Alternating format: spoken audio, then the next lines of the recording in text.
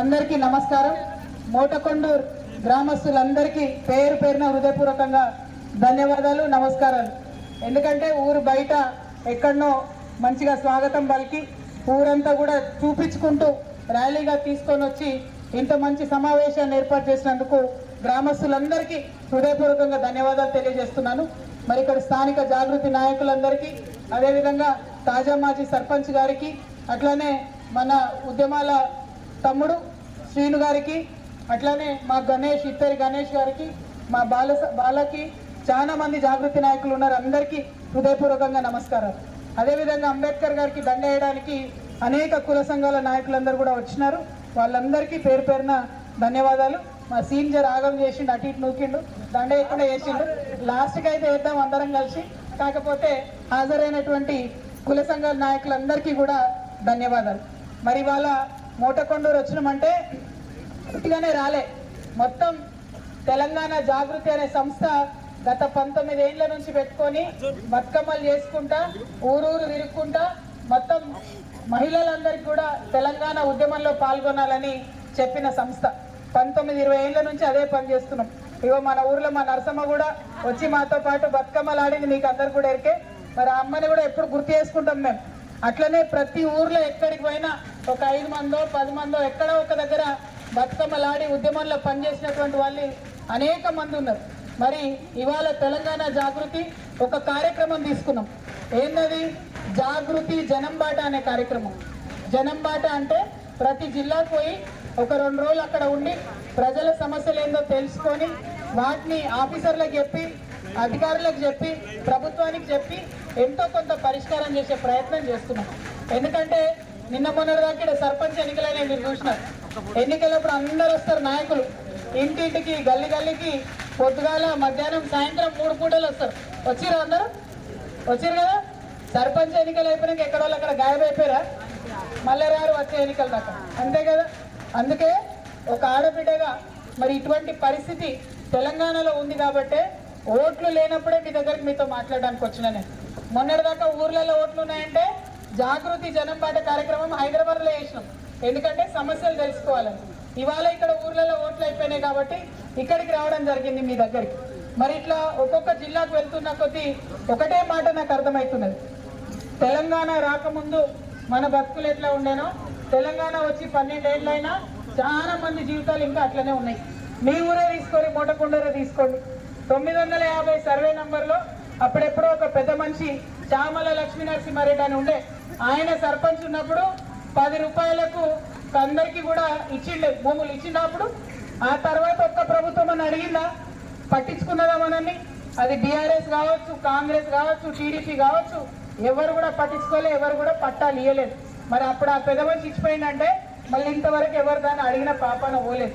మరి అందుకే ఇట్లాంటి గొట్టు సమస్యలు ప్రజలకు అవసరం, కానీ ఏళ్ల తరబడి తీరనటువంటి సమస్యలను తీసుకొని పట్టుబట్టి వాటిని సాధించే వరకు ముందుకెళ్దామనే ప్రయత్నంలోనే మీ దగ్గరికి రావడం జరిగింది. కాకపోతే మీ అందరూ ఒక మాట చెప్పాలి.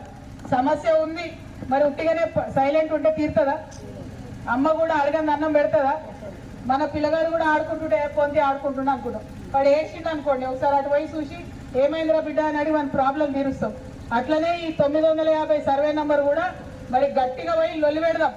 హైదరాబాద్ అంటే హైదరాబాదు, భువనగిరి అంటే భువనగిరి, కలెక్టర్ ఆఫీస్ అంటే కలెక్టర్ ఆఫీసు పోయి లొల్లి పెడితేనే పని అయితే తప్పితే ఉట్టిగా చూసుకుంటూ ఊరుకుంటే సంవత్సరాల తరబడి అట్లనే పోతుంటుంది, ఇండ్ల పట్టాలు వచ్చే పరిస్థితి ఉండదు. కాబట్టి నేను మీ అందరికీ రిక్వెస్ట్ చేసేది ఏంటంటే, జాగృతి పిడికిలు బిగించింది, ముందుకెళ్తున్నది సమస్యలు తీసుకొని. ఆ సమస్యల్లో మీరు కూడా మా అడుగులో అడిగే కలిసి రండి. మీరు కూడా మాతో పాటు కలిసి నడిస్తేనే బలం ఉంటుంది, ఆ సమస్య పరిష్కారం అవుతుంది. ఇవాళ ఇది నేను 16వ జిల్లాకు వచ్చిన, ఇవాళ భువనగిరికి. ఈ 15 జిల్లాలలో ఇటువంటి అనేక సమస్యలు, ఎవరు పట్టించుకొని సమస్యలు మేము పోయి అడిగినాక అధికారులు వచ్చిండ్రు, కలెక్టర్లు వచ్చిండ్రు, మంత్రులు వచ్చిండ్రు, కొన్ని సందర్భాలలో ముఖ్యమంత్రి కూడా ఇన్వాల్వ్ అయ్యి పరిష్కారం చూపే పరిస్థితి వచ్చింది. అంటే తెలంగాణలో అడిగేటోడు ఉంటేనే ముందడుగు పడుతుంది. అడగకుండా చల్లగా ఉంటే ఎవరు చెప్పేటోళ్ళు ఉండరు, ఏముండరు. ఒక మాట చెప్పండి నాకు, ఈ ఊర్లో సర్పంచ్ గెలిచింది ఎవరు? మన కాంగ్రెస్ పార్టీ. కాంగ్రెస్ పార్టీ. ఒక మాట అడుగుతా మా అక్క చెల్లెలందరినీ, మనకు 2500 రూపాయలు ఇస్తా అన్నారు, ఇచ్చిరా? ఇవ్వలేగా? తులం బంగారం బాగా మెరుస్తుందిగా మీ అందరి మీద. వచ్చిందా మీ ఊరికి మోటకొండ వరకు?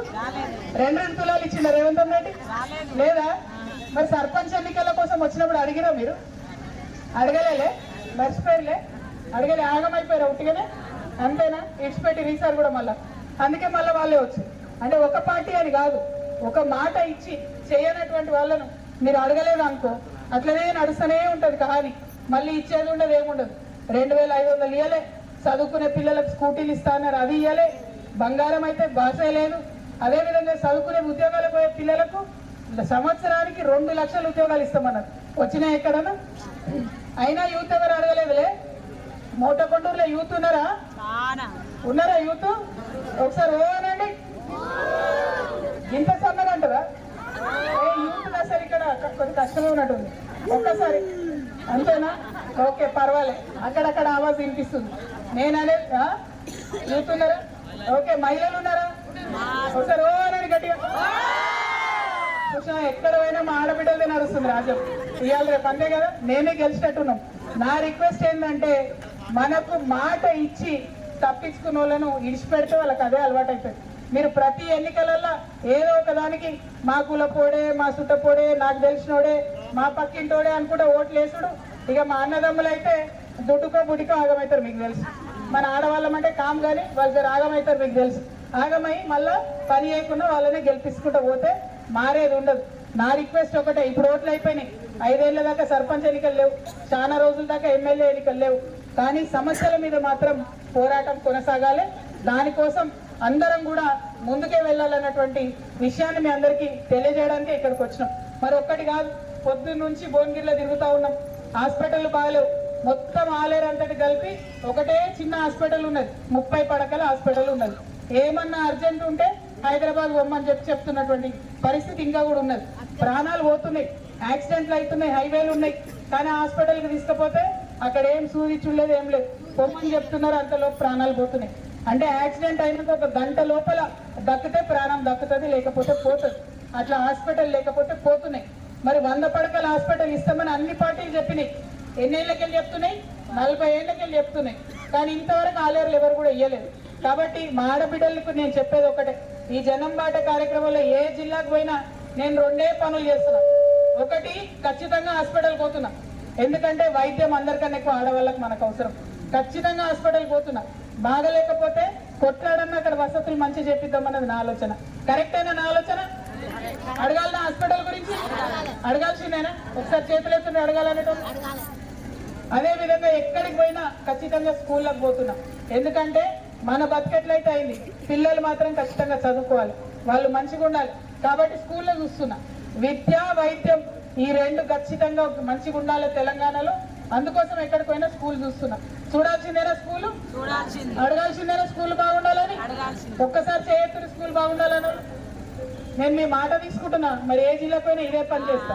ఏమన్నా అంటే చెప్తా, మా మోటకొండూరులో అందరు చెప్పాను, అందుకే స్కూల్ గురించి అడుగుతున్నా, హాస్పిటల్ గురించి అడుగుతున్నా అని చెప్తా. పక్కా కదా? అడగాల్సిందే కదా. మరి ఈ 2 గట్టిగా అడుగుదాం. దీంతో పాటు మనకు రావాల్సిన అనేక సంక్షేమం. ఇప్పుడు పెన్షన్ వస్తుంది, 2000 పెన్షన్ వస్తుంది, పెంచుతాం 4000.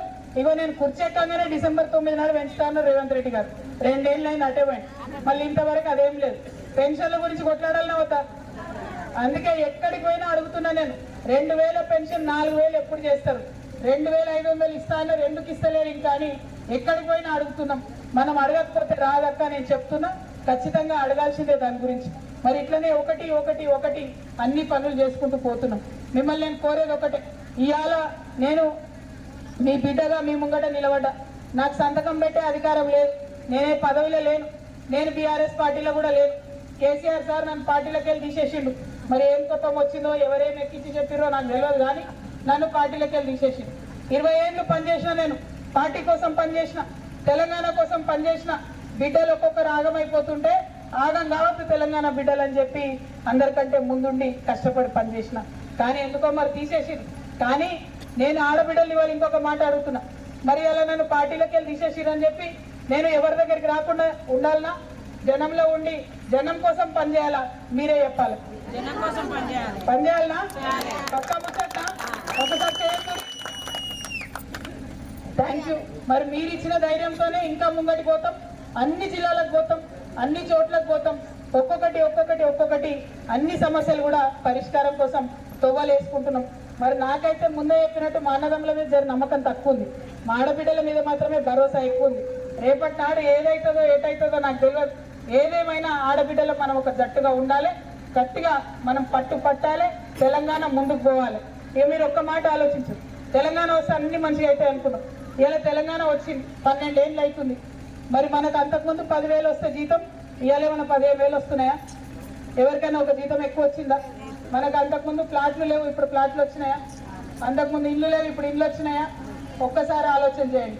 ఆ దిశగా పని చేసుకునే దిశగా వెంటపడదాం, ప్రభుత్వాలను అడుగుదాం. ఏ పార్టీ అన్నది అనవసరం మనకు, ఖచ్చితంగా ప్రభుత్వాన్ని అడుగుతూనే ఉంటాం. రేపు పొద్దున కూడా నేను చెప్తాను, ఇంకా చాలా సమస్యలు ఉన్నాయి, ఇంకా సగం తిరిగేది ఉంది. మొత్తం మన భువనగిరి జిల్లా వెనుకబడి ఉన్నటువంటి జిల్లా, అన్ని వనరులు ఉన్నా కూడా వెనుకబడి ఉన్నటువంటి జిల్లా, నీళ్లు లేనటువంటి జిల్లా. కొన్ని ప్రాజెక్టులు వచ్చినాయి కానీ పూర్తిగా ఇంకా నీళ్లు మనకు రాలే. వాటన్నిటి కోసం కూడా వెంటబడి పనిచేస్తాం. మరి మా యువ మిత్రులు, మా అన్నదమ్ములు, మా రైతన్నలు ఒక్కసారి ఆలోచన చేయండి. మన రైతుకి ఇప్పుడు రైతు భరోసా 15,000 ఇస్తా అని చెప్పిన ముఖ్యమంత్రి గారు కనీసం దాని జోలు కూడా తీస్తలేదు. మళ్ళీ ఇప్పుడు లాస్ట్ 2 సీజన్లది బోనస్ పడ్డదా ఎవరికని? ఇక్కడ సన్న బియ్యం వేసిరా మీరు? బోనస్ పడలేదా? ఎక్కడ బోనస్ పడలే.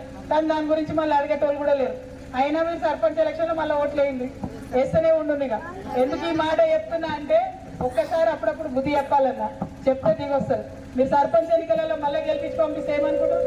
బోనస్ ఇవ్వకుండా ఓట్లేస్తారు, పెన్షన్ ఇవ్వకుండా ఓట్లేస్తారు, కళ్యాణ లక్ష్మి ఇవ్వకుండా ఓట్లేస్తారు అనుకుంటారు. మీ మంచిగా చెప్తున్న ఆడబిడ్డగానే, ఎందుకంటే రేపు పొద్దుగాల ఏం ఎలక్షన్ లేదు. కానీ ఈ విషయం ఆలోచించుకోవాలి కాబట్టి చెప్తున్నా, దయచేసి ఆ దిశగా ఆలోచన చేయండి. ఇంకొక మాట, తెలంగాణలో సామాజిక న్యాయం జరగాలని బలంగా కోరుకునే వ్యక్తిని నేను. ప్రతి ఒక్క కులానికి పెద్దపీట రావాలని కోరుకునేటటువంటి వ్యక్తిని నేను. వచ్చింది తెలంగాణ, కొందరికే మంచి జరిగింది, అన్ని కులాలు బాగుపడలేదు. ఇప్పుడు నాకు అధ్యక్షుడు వచ్చి కలిసిండు, కుమ్మరి సంఘం అధ్యక్షుడు వచ్చి కలిసిండు. ఇప్పటికి కూడా కుమ్మరి వాళ్ళు కుండలు చేసుకునే వాళ్లకు ఏం ముందడుగు పడ్డదో ఒకసారి ఆలోచించాలి. ప్రభుత్వాలు కనీసం ఇప్పుడు ఆ కరెంట్ వచ్చినాయి తిప్పుకునేటి వీళ్ళు అవియాలనే ఆలోచన కూడా చేస్తలేదు. కాబట్టి సామాజిక తెలంగాణ రావాలి, ప్రతి ఒక్కరికి అన్ని కులాలకు న్యాయం జరగాలనే ఉద్దేశంతో నేను పనిచేస్తున్నా. నేను మళ్ళీ వస్తాను మీ దగ్గరికి. ఇది ఒకటేసారి కాదు, ఈ 950 సర్వే నంబర్ సమస్య తీరే వరకు కూడా మీతో ఉండి 600 మందికి ప్లాట్లు వచ్చేంత వరకు విశ్రమించకుండా పనిచేస్తానని తెలియజేస్తా ఉన్నాను. అదేవిధంగా మరి మా తమ్ముడు సీన్ చెప్తా ఉన్నారు, ఏదో దళితుల భూములు కబ్జా అయినాయట. మొత్తం వివరాలు నాకు తెలియదు, కానీ దళితుల భూములు కబ్జా అయితే మాత్రం ఖచ్చితంగా వాటిని విడిపించే వరకు పోరాటం చేస్తాం. రేపు పొద్దున ఇంకా డీటెయిల్ తీసుకొని ఖచ్చితంగా మాట్లాడతాను నేను. మీ అందరికీ మళ్ళొక్కసారి మా ఆడబిడ్డలకు ముఖ్యంగా ఇంత కష్టపడి వచ్చి అక్కడి నుండి నడిచి వచ్చి ఎదుర్కొన్నారు, చాలా దగ్గర మంచిగా వీర తిలకం దిద్ది పంపుతున్నారు. మీ నమ్మకంతో